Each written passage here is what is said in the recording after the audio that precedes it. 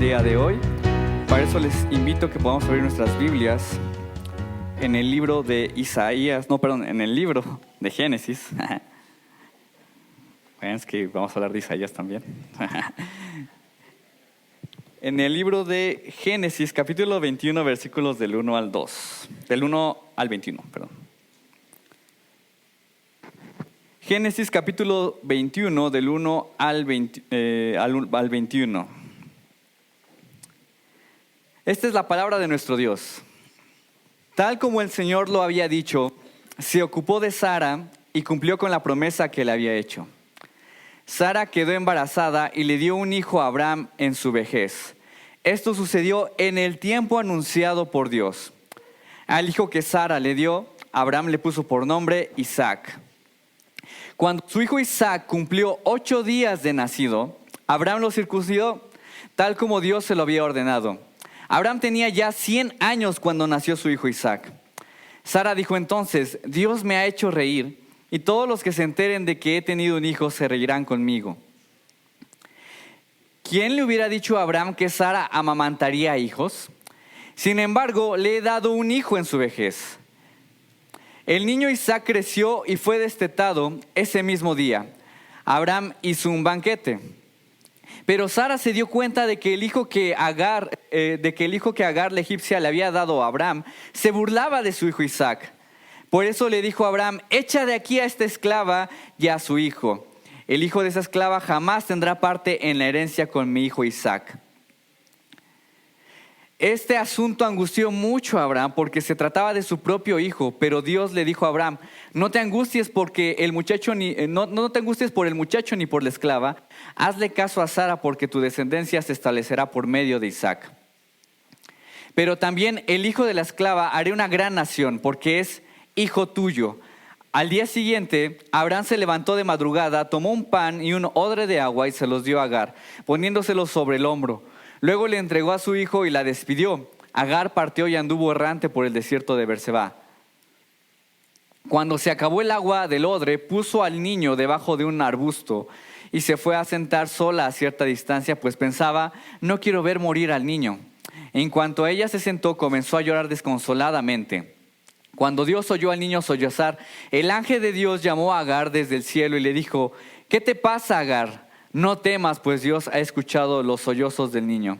Levántate y tómalo de la mano, que yo haré de él una gran nación. En ese momento Dios le abrió a Agar los ojos y ella vio un pozo de agua. Enseguida fue a llenar el odre y le dio a beber al niño. Dios acompañó al niño y este fue creciendo, vivió en el desierto y se convirtió en un experto arquero. Habitó en el desierto de Parán y su madre lo casó con una egipcia. Vamos a orar. Amado Padre Celestial, te damos gracias por la bendición de poder estar aquí reunidos, confiando en que el centro de la Navidad es el pesebre. El centro de la Navidad es que tú naciste para nuestra redención. Te pedimos, Señor, que en esta hora nos guíes para poder ser hablados por tu palabra, que podamos profundizar más en el verdadero mensaje de la Navidad a través de este texto, Señor, y que podamos ser hablados, Señor, para poder proclamar, hablar a nuestra ciudad, a nuestra comunidad, lo bueno que tú eres, lo bueno que eres, nos has mostrado a través del Hijo. Úsame como instrumento de tu gracia en el nombre de Jesús.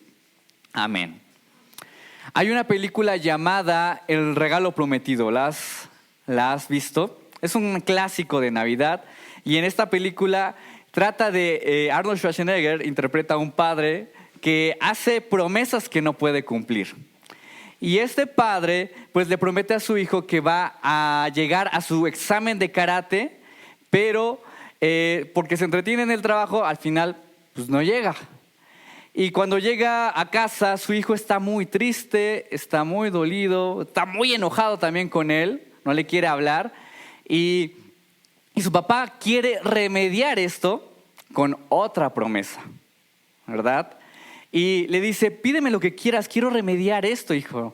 Y dice: quiero un Turboman, ¿no? Este muñeco de acción, el Turboman, Yo creo que a muchos hubiéramos querido un Turboman. Y él quiere este Turboman y le dice, quien no tenga este muñeco en Navidad será un verdadero tonto. Y su papá le dice, pues yo te lo voy a comprar, vas a tener tu Turboman. Se abrazan, todos están contentos, felices. Y su mamá le dice el esposo le dice a su esposo, ¿ya compraste el muñeco? Y se queda, te lo pedí desde hace semanas. Sí, ya lo compré, cuando no es cierto, ¿verdad? Entonces él, de eso justamente va a tratar la película, cómo este padre busca cumplir su promesa de un juguete agotado en vísperas de Navidad. Y entonces tú lo vas a ver yendo a las jugueterías, llega, se ríen de él, porque ¿cómo buscas este juguete que es éxito de ventas? No lo vas a encontrar, se ríen todos los vendedores de él, la gente se ríe de él al tratar de cumplir esta promesa. Parece que Turboman no va a ser comprado en Navidad. Ahora, muchas veces, así como este padre, creo que hemos hecho promesas que no podemos cumplir, que sabemos que no vamos a cumplir. También probablemente te han hecho promesas a ti y te han fallado, te han mentido. Y pensamos que Dios es así. Lo trasladamos con Dios y pensamos que también Dios no cumple sus promesas. Vemos el mundo en el cual vivimos, ves tus problemas personales, tus problemas económicos en estas fechas y crees que Dios no cumple. Dios también falla, Dios también miente. Sin embargo, al leer este texto, nosotros nos vamos a dar cuenta que es todo lo contrario. Dios sí cumple. Y no solamente cumple lo que dice, también podemos ver en el texto que puede cumplir en circunstancias casi imposibles, en circunstancias muy difíciles. Dios sí cumple su palabra. ¿Sí? E incluso Él puede cumplir en situaciones tan difíciles, más difíciles que comprar un regalo de Navidad en vísperas, un regalo agotado en vísperas de Navidad. Es por eso que nuestra prédica tiene por título, no está ahí, pero mayor que Isaac, perfecta promesa. La Navidad, ya lo hemos dicho, más allá de que nos hable de regalos, comida en familia, aguinaldo, ¿verdad? Vacaciones, la Navidad es una época para recordar el nacimiento de nuestro Señor Jesucristo y que a través de ese nacimiento Dios nos quiere decir que Él sí cumple. Pero ¿cómo cumple Dios sus promesas? ¿Cómo cumple el Dios Todopoderoso sus promesas? Lo vamos a ver a través de 2 puntos. El primer punto es un nacimiento prometido. Dios cumple a través de un nacimiento prometido y también Dios cumple a través de una descendencia prometida. Veamos el primer punto, nacimiento prometido. Dice el texto en Génesis 21, versículos del 1 al 3, tal como el Señor lo había dicho, se ocupó de Sara y cumplió con la promesa que le había hecho. Sara quedó embarazada y le dio un hijo a Abraham en su vejez.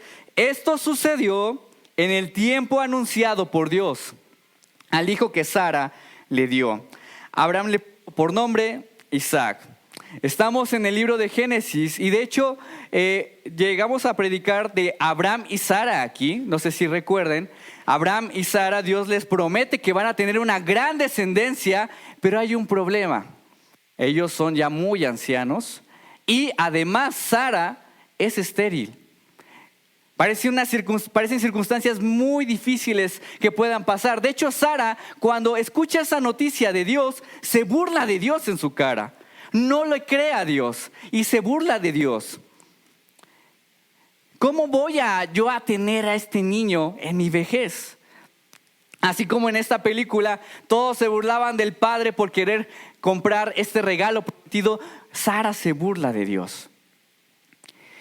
¿Y qué pasa después? No sé si recuerdas, ellos comienzan a desesperarse, nos está ganando el tiempo. ¿Y qué es lo que hace Sara? Le dice a Abraham, aquí está mi esclava, para que tengas a este niño prometido, para que tengas a este hijo prometido. Pero esto solamente complica más las cosas, trae pleitos familiares, hace que esto se vuelva más difícil todavía de lo que era, porque ellos no confiaron, no creyeron en las promesas de Dios.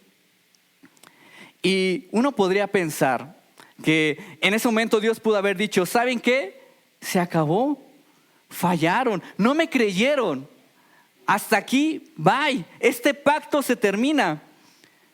Pero el texto nos dice que eso no detuvo a Dios.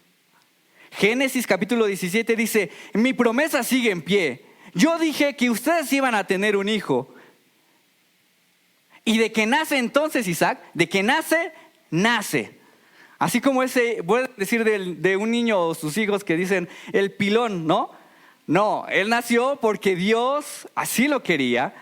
Isaac nace porque así lo había dicho Dios.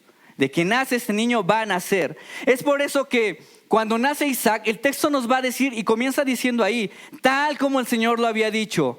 Él cumplió la promesa. Sucedió en el tiempo que Dios había anunciado. El texto nos hace énfasis en que Dios lo que dice, se hace. Lo que dice, se hace. Tal vez no en el tiempo que Abraham y Sara querían o como ellos esperaban, pero sí en el tiempo, en el momento, en el lugar, tal y como lo dijo Dios. Porque, ¿qué pasa? Porque cuando Dios hace una promesa, no hay planes humanos que puedan echarla a perder. Ese es Dios, el Dios de las promesas. Dios cumple sus promesas no como nosotros queramos, sino como Él lo ha dicho. Entonces, el nacimiento de Isaac, lo vemos, se da en un contexto muy difícil, en términos físicos, también en un momento de mucha crisis de fe, de incredulidad. Y tú podrías decir, bueno, ¿y qué tiene que ver esto con la Navidad? Bastante, porque la Navidad, ¿qué significa? Nacimiento. Significa nacimiento. Y el nacimiento de Isaac lo que hace es prepara al pueblo para un nacimiento aún mayor en el futuro. ¿Cuál es? El nacimiento de nuestro Señor Jesucristo. Vemos esta profecía, esta promesa en Isaías 7:14 dice, por eso el Señor mismo les dará una señal, la joven concebirá y dará a luz un hijo y lo llamará Emmanuel. En el idioma original, en lugar de joven es la virgen concebirá y dará a luz a un hijo. Y tú podrás pensar, oye, si de por sí creer que una mujer anciana de 90 años puede tener un hijo y dar a luz, que una virgen pueda tener un hijo, pueda dar a luz, es inimaginable, ¿verdad? Creo que para muchas personas no cristianas, el nacimiento virginal es un obstáculo para acercarse al cristianismo, ¿cierto? Y claro, las vírgenes en nuestros días no están teniendo bebés así de la nada, ¿verdad? No es algo que pasa todos los días. Las personas no nacen de mujeres vírgenes. Pero justamente ese es el punto del nacimiento de Jesús. Porque Jesús no era solamente un humano, Él era Dios. Él era Dios.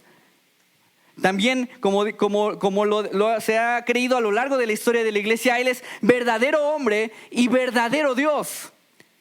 Verdadero hombre y verdadero Dios. Si hubiera nacido como tú y como yo, ¿qué de especial tendría ese niño en el pesebre? ¿Qué de especial tendría ese niño en el pesebre? Él fue concebido divinamente y sin pecado. Ahora, ¿qué significa esto? No es que Jesús haya nacido puro porque no hubo una relación sexual de por medio. No, el sexo es bueno en el contexto del matrimonio. Es muy bueno dentro del matrimonio, es algo puro, santo. Pero que Jesús haya nacido de una virgen nos quiere mostrar la poderosa intervención de Dios en la creación. Me gusta mucho cómo lo dice C.S. Lewis. Él dice, estaba empezando en ese instante divino humano la nueva creación de todas las cosas. El universo total, manchado y desgastado, se estremeció ante esa inyección de vida esencial, directa e incontaminada, no arrastrada a través de la multitudinaria historia de la naturaleza. La milagrosa concepción es un testigo más de que aquí está el Señor de la naturaleza.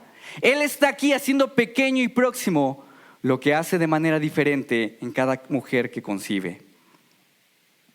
Por tanto, el nacimiento virginal no debería de ser un obstáculo. Más bien, es una afirmación de que el niño que nació es el Hijo de Dios. Y si es Dios, entonces Dios cumplió su promesa. Dios cumplió su promesa. Mateo capítulo 1, versículos del 22 a 23 dice: todo esto sucedió para que se cumpliera lo que el Señor había dicho por medio del profeta. La Virgen concebirá y dará a luz un hijo y lo llamará Emmanuel, que significa Dios con nosotros. Me llama mucho la atención que con Isaac, ¿cómo dice el texto? Se cumplió tal y como dijo Dios. Y cuando vemos después el nacimiento de Jesús, ¿qué dice? Se cumplió tal y como dijo el profeta. Ambos nacimientos nos hablan de que Dios cumple lo que dice. Dios cumple lo que dice. Mientras que el nacimiento de Isaac nos muestra que Dios cumple sus promesas a pesar de nosotros, el nacimiento de Cristo nos muestra que Dios cumple su promesa para estar con nosotros. Será llamado Emmanuel, Dios con nosotros, cerca de nosotros, en medio de nosotros. Entonces, eso es la Navidad. Me gusta también cómo lo describe John Piper. La Navidad significa que Dios es digno de confianza. Dales esa bendición a tus hijos. Dile una y otra vez a la siguiente generación: escucha, Dios es fiel. Dios cumple su palabra. Dios no miente. Dios es digno de confianza. Amén. Dios es fiel. Y esa es una poderosa verdad en este mundo en el que vivimos. En un mundo donde todos desconfían. En un mundo lleno de mentiras. Probablemente te han fallado. Probablemente te ha fallado gente que amas mucho. Te han mentido. Y duele. Pero la Navidad nos dice algo muy importante. Dios sí es fiel. Puedes confiar en Él. Él sí cumple lo que dice. También es muy fácil ver hacia afuera, pero tú y yo también vernos a nosotros. También hemos mentido. También hemos fallado. No hemos sido fieles a nuestra palabra. Le hemos fallado a las personas y también las hemos lastimado. ¿Cierto? Pero la Navidad nos recuerda que aunque fallamos y también no hemos confiado en Dios, Él es justo para perdonarnos. Él es fiel. Él es fiel. Sin embargo, ¿por qué a veces nos cuesta creer esto? ¿Por qué a veces nos cuesta creer que Dios es fiel? Porque aunque vemos hechos milagrosos como el nacimiento virginal, nos cuesta confiar en Dios. Me gusta mucho cómo lo dice William Gurnall, un teólogo inglés. Él menciona lo siguiente: las promesas de Dios tienen fecha, pero un carácter misterioso. Y por la falta de habilidad en la cronología de Dios, somos propensos a pensar que Dios se olvida de nosotros, cuando en realidad nos olvidamos de nosotros mismos al ser tan atrevidos como para fijarle a Dios un tiempo propio y al enojarnos porque no viene a nosotros en ese momento. Gurnall nos ayuda a entender que nuestra falta de confianza en sus promesas no es porque Dios no cumpla. Creo que muchos de nosotros hemos experimentado las promesas de Dios. El problema es que más bien queremos que Dios cumpla a mi manera. Queremos o pensamos que Dios tiene que cumplir de acuerdo a mis expectativas, de acuerdo a lo que yo quiero. Y cuando las cosas no salen como yo quiero, me pongo triste, me enojo.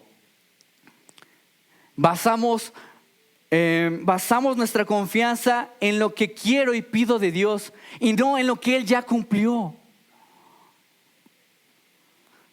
También puede pasar que ponemos nuestra confianza, nuestra esperanza en las personas. Ponemos nuestra confianza en la familia, ponemos nuestra confianza, nuestra esperanza en nuestros padres, en nuestros hijos. Ponemos nuestra confianza en un partido político, en el gobierno. Y cuando nos fallan, nos sorprendemos. ¿Por qué? Porque hemos puesto nuestras esperanzas en las promesas de ellos y no en las promesas de Dios. Y Dios es quien no falla. Tarde o temprano la gente va a fallar, nos va a mentir, no cumplen. Pero el nacimiento de Jesús confronta nuestros corazones y me dice que aunque las personas no cumplan o yo también no cumpla, Dios sí cumple. Dios sí cumple. Él nunca me va a dejar. Él nunca me va a abandonar. Él nunca me va a fallar. Él nunca te va a abandonar porque Él es Emmanuel, Dios con nosotros, cerca de nosotros, en medio de nosotros. Dios cumple su palabra. Pero también hay una verdadera promesa que podemos ver aquí, y es que también no solamente Dios cumple lo que Él dice, sino también lo que nosotros no pudimos cumplir. Vean el siguiente pasaje, Génesis 21, versículos del 4 al 5, y dice: y circuncidó a Abraham a su hijo Isaac de 8 días, como Dios le había mandado, y era Abraham de 100 años cuando nació su hijo Isaac. Una vez que Isaac nace, lo que Abraham hace es circuncidar a su hijo. Y cuando vemos este texto, inmediatamente pensamos en la circuncisión, y hoy tiene propósitos diferentes, ¿no? Es más por salud, para el bebé, es más por cuestiones médicas, pero para los judíos tenía un trasfondo ritual religioso. Cuando Dios hace un pacto con Abraham, lo que le dice es que le va a dar una gran descendencia, lo va a bendecir. Pero para confirmar ese pacto, Dios le pide a Abraham que se circuncide. Y también que circuncide a sus hijos. Y tú puedes decir, ¿por qué hace eso? Está muy raro, ¿no? Bueno, en el cercano oriente era algo muy habitual. Era algo muy normal. Pero lo que está haciendo aquí Dios es transformar una práctica habitual y darle un propósito mejor. ¿Qué es lo que está haciendo? Darle una señal visible del pacto de Dios en su vida hacia ellos. De un pacto inquebrantable en su vida a ellos como pueblo. Y Abraham circuncida a Isaac al 8º día. Pero lo interesante es, fíjate, ve lo que pasa también cuando Jesús nace más adelante.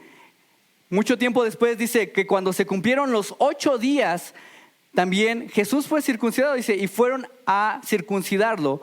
Lo llamaron Jesús, nombre que el ángel le había puesto antes de que fuera concebido. También Jesús fue circuncidado al 8º día. Y aquí me puse a pensar, ¿por qué circuncidan a Jesús? Si Él es Dios, ¿no? ¿Por qué lo circuncidan cuando este mandato es solamente para los hombres, para el pueblo de Dios? Si Jesús era Dios. Se puede entender con Isaac, Él no es Dios, ¿verdad? Él no es Dios. Pero Jesús lo aplica a sí mismo. Es como Dios aplicándose este mandamiento a sí mismo. ¿Por qué? Y el significado de esto es muy impresionante. Porque cuando el pueblo se circuncidaba, no solamente estaba recibiendo la promesa de Dios, también estaba recibiendo su parte como una obligación, su responsabilidad de obedecer, permanecer fiel a Dios. El apóstol Pablo lo dice en la carta a Gálatas, dice: y otra vez testifico a todo hombre que se circuncida, que está obligado a guardar toda la ley. Pablo, al combatir a los judaizantes en esa época, estos hombres que buscaban que la gente cumpliera la ley a como dé lugar y se ponían a cortar prepucios a lo loco, Pablo les va a decir: oye, ustedes están buscando que se circunciden las personas, entonces tienen que guardar la ley también ustedes. ¿Pero qué creen? No se puede cumplir toda la ley. Es imposible para las personas cumplir la ley. Para ustedes como iglesia no pueden. Yo tampoco puedo. Es más, ni Abraham pudo cumplir su promesa, ni Isaac pudo cumplir su promesa. Todos sus hijos fallaron, no pudieron cumplir la ley. No lo cumplieron. Por lo tanto, ellos tienen que haber sido quitados del pacto, quitados de la promesa, borrados del pueblo de Dios. Pero no fue así. Dios no los quitó. ¿Por qué no los quitó? Porque Dios cumple su palabra. Cientos de años después, Jesús nace. Y al ser circuncidado, ¿qué es lo que hace Jesús? Cuando se circuncida, Jesús se hace súbdito de la ley. Se pone debajo de la ley. Y Gálatas lo dice de esta manera, más adelante. Dice, pero cuando se cumplió el plazo, Dios envió a su Hijo, nacido de una mujer, nacido bajo la ley, para rescatar a los que estaban bajo la ley, a fin de que fuéramos adoptados como hijos. Wow, Dios cumplió por nosotros.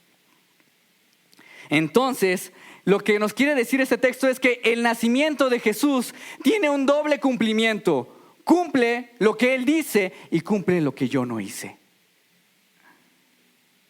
El nacimiento de Jesús tiene un doble cumplimiento. Cumple lo que Él dice y cumple lo que yo no pude hacer.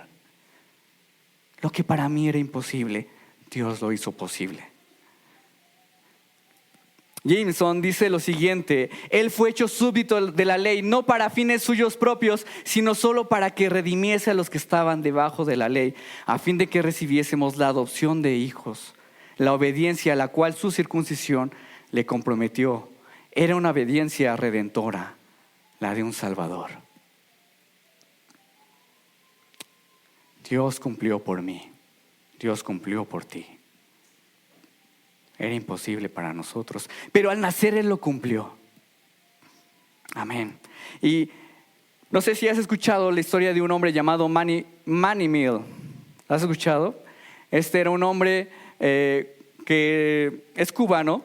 Tras la dictadura de Fidel Castro, él salió junto con su familia y se fueron de Cuba a Nueva Jersey.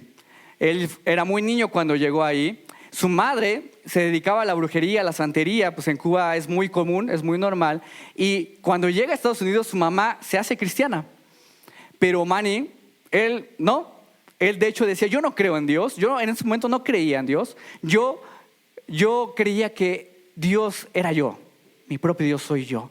Si quería un carro, compraba 4.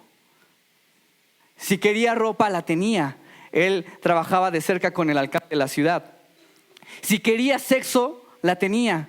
Y era muy mujeriego. Tenía a su esposa y era muy mujeriego. Y dice, si quería dinero, lo obtenía como de lugar. Y para eso hizo algo un poco tranza, ¿no? Lo que hizo fue, le dieron un dinero y tenía que buscar una cuenta a través de un banquero para poder recibir ese dinero. Y pues básicamente eso es lavado de dinero. Y entonces lo que hace es que él dice, lo voy a hacer, es el crimen perfecto. Nadie se va a dar cuenta, pero resulta que no. El FBI empezó a investigar varias cuentas de banco y lo cacharon.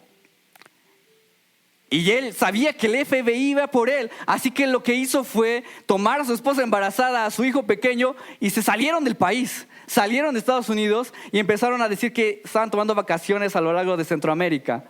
Llegaron a Venezuela y ahí se establecieron por un buen tiempo. Su mamá le hablaba por teléfono y le decía, Manolito, ¿no? Porque son cubanos, ¿no? Manolito, ¿cuándo vas a regresar? Nosotros ya estamos viejos. ¿Cuándo vas a regresar? Y su mamá le empezó a predicar el evangelio. Manolito, tú estás pecando contra Dios. Contra el Dios Santo. Pero Él quiere perdonarte. Él te ama. Él quiere restaurarte. Solamente arrepiéntete. Entrega esto a Dios. Y él dice que en ese momento fue cuando pudo darse cuenta de su pecado.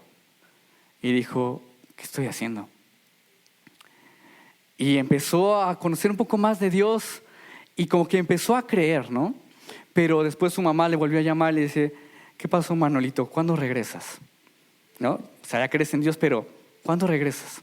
Y digo, oye, mamá, eso no era parte del trato, ¿no? ¿Cómo voy a regresar? Me van a encarcelar.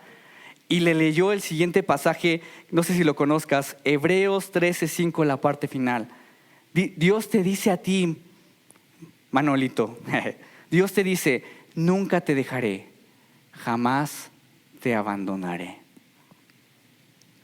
Y Manny creyó esa promesa y regresó a Estados Unidos para ser encarcelado, para enfrentarse a la justicia. Le iban a dar 55 años, pero por la gracia de Dios, él pudo entrar a un ministerio que ayudaba a los reclusos en las cárceles, y ahora Manny se dedica a ayudar a presos, a ayudar a gente que cree en Jesús en las cárceles, y fundó un ministerio llamado Koinonia House, que se dedica a poder entablar una relación entre los presos que creen en Cristo en las cárceles y llevarlos o conectarlos con iglesias locales. ¿Qué pasó ahí? Es la promesa de Dios, porque aunque hemos fallado, no hemos cumplido, en Jesús hay una oportunidad, porque Él ha cumplido. En Jesús hay una nueva oportunidad, Él ha cumplido. Entonces, ¿cómo sabemos que Dios cumple sus promesas? Mira al pesebre, mira a Jesús. Él nació para salvar, Él nació para cumplir su promesa de redención. Pero hay más. Dios no solo cumple lo que tú no hiciste, Dios no solamente cumple lo que Él dice, Él también nos da una promesa de una descendencia mejor, una descendencia prometida. Génesis capítulo 21, versículos del 8 al 10 dice, el niño Isaac creció y fue destetado. Ese mismo día Abraham hizo un gran banquete, pero Sara se dio cuenta de que el hijo de Agar la egipcia le había dado a Abraham, que le había dado a Abraham, se burlaba de su hijo Isaac. Por eso le dijo a Abraham, echa de aquí esa esclava y a su hijo. El hijo de esa esclava jamás tendrá parte de la herencia con mi hijo Isaac. Isaac crece y probablemente ya tendría entre 2, 3 años. Ismael también probablemente tenía entre 14 y 16 años. Y lo que dice el texto es que Ismael, este hijo de la esclava, se burla de Isaac. Se burla de él. Y las vueltas que da la vida, ¿no? Porque ¿quién primero se estaba burlando en la cara de Dios ante su promesa? Sara. Y ahora ¿quién se está burlando de su hijo? Ismael. Se está burlando ahora de ella también, de su hijo Isaac. Y en lugar de que Sara pueda actuar con misericordia, con amor, así como Dios la trató a ella, Él dice, saca a esta mujer de aquí, sácala a él y a su hijo, deshazte de ella. Cuando incluso Sara fue la que tuvo la idea de que Ismael viniera al mundo. Y dice esto. Y en medio de todo este caos, Dios hace una petición bastante interesante. Dice Génesis 21, 11 al 12, dice, este asunto angustió mucho a Abraham porque se trataba de su propio hijo. Pero Dios le dijo a Abraham, no te angusties por el muchacho ni por la esclava. Hazle caso a Sara, porque tu descendencia se establecerá por medio de Isaac. Dios le dice, obedece a Sara. ¿Por qué? ¿Qué Dios se puso del lado de la esposa? ¿Qué acaso Dios quiere darle una cucharada de su propia medicina a Abraham por no haber tenido fe en su momento? No, Dios no quiere hacer eso. Me gusta cómo lo describe John Curry en su comentario en Génesis. Las razones por las que Dios y Sara desean la expulsión de Agar e Ismael son diferentes. Sara está preocupada por el futuro inmediato, es decir, que Isaac reciba la herencia de Abraham. La atención de Dios se centra en un panorama más amplio. Es a través de Isaac que la descendencia de Abraham será nombrada o identificada. Es decir, el pueblo de pacto de Dios descenderá a través de Isaac. Un linaje que alcanzará su clímax con la llegada del Mesías. Aunque es difícil de asimilar en un principio, la petición de Dios de expulsar al hijo de esta esclava es para poder salvaguardar la promesa de la descendencia de Dios. Salvaguardar este linaje que nos va a llevar al nacimiento de Jesús. Está protegiendo eso. Pero noten que Dios le pida a Abraham que se despoje de su hijo Ismael, nos apunta y nos quiere llevar a una preparación de una prueba más difícil que le va a pedir Dios a Abraham después. Le pide que primero se despoje de Ismael, porque después le va a pedir que se despoje de Isaac. Dice el texto en Génesis 2, capítulo 22, en el capítulo siguiente pasa esto. Pasado cierto tiempo, Dios puso a prueba a Abraham y le dijo: Abraham, aquí estoy, respondió. Y Dios le ordenó: toma a tu hijo, el único que tienes y al que tanto amas, y ve a la región de Moria. Una vez ahí, ofrécelo como holocausto en el monte que yo te indicaré. ¿Por qué Dios le pide esto? ¿No te has puesto a pensar? Después de todo lo que pasó, Abraham, Sara, de lo difícil que fue que naciera este niño, Isaac le dice: sacrifícalo. Ya nació, ahora sacrifícalo. Parece un desperdicio. ¿Por qué después de todo eso le pide eso? Básicamente lo que le está diciendo Dios a Abraham es: este niño que nació, el niño nació para morir. El niño nació para morir. Ese era el propósito. ¿Y qué pasa después? Abraham justamente va a obedecer a Dios, y en el último momento que va a sacrificar a su hijo, Dios le detiene y le dice: no lo hagas. Ahora sé que estás dispuesto incluso a dar tu único hijo, porque confías en mí. Isaac no muere, porque Dios proveyó un corderito, y ese fue el que estuvo en el lugar de Isaac. Sin embargo, esta historia está incompleta si no recordamos que esto nos apunta a otro padre que estuvo dispuesto a dar a su único hijo. Nos apunta a otro hijo que él sí nació para morir. ¿Quién es? Jesús, el único Hijo de Dios, entregado como sacrificio en nuestro lugar. Romanos 8:32 dice: el que no escatimó a su propio Hijo, sino que lo entregó por todos nosotros, ¿cómo no habrá de darnos generosamente junto a Él todas las cosas? Yo he compartido en algunos grupos que cuando mi hijo Seth nació, Azul y yo, como padres primerizos, pues nos da mucho miedo, ¿no? Que otras personas lo carguen, lo agarren, ¿no? Y que sus manos, que sus pies y todo, ¿no? Como que para nosotros es como no se vaya a enfermar, no le vaya a pasar algo, no se le vaya a caer a la gente de las manos, ¿no? Sentimos como un gran miedo, y como que nuestro instinto es proteger, guardarlo, así como es mi hijo, ¿no? Lo tenemos así. Pero cuando veo este texto, la verdad es que me impacta, ¿no? Ahora como padre, te das cuenta que el Padre, que Dios, no es así. Dios dice que no escatimó a su Hijo. ¿Qué significa eso? Que no lo negó, que no lo guardó para sí mismo. No es como yo. Dios es diferente y dice que da generosamente a su Hijo. Lo entrega, lo da por amor a nosotros. No lo guarda, no dice: este es mi hijo, no lo voy a soltar. Él dice que lo da generosamente y lo entrega por amor a nosotros. Estuvo dispuesto a separarse de su hijo. El hijo estuvo dispuesto a alejarse de su padre para que tú pudieras tener rescate y redención. Tú y yo estábamos muertos en nuestros delitos y pecados, alejados de la presencia de Dios. Y Dios se despojó de su Hijo para que tú ahora te acercaras a Él en rescate, en redención de nuestros pecados. Él nació para que tú murieras al pecado. Él murió para que tú nacieras de nuevo. Me gusta cómo lo dice de una manera más sencilla una autora llamada Yenani Martínez. Él dice: Jesús nació para morir, para que tú y yo pudiéramos vivir. Jesús nació para morir, para que tú y yo pudiéramos vivir.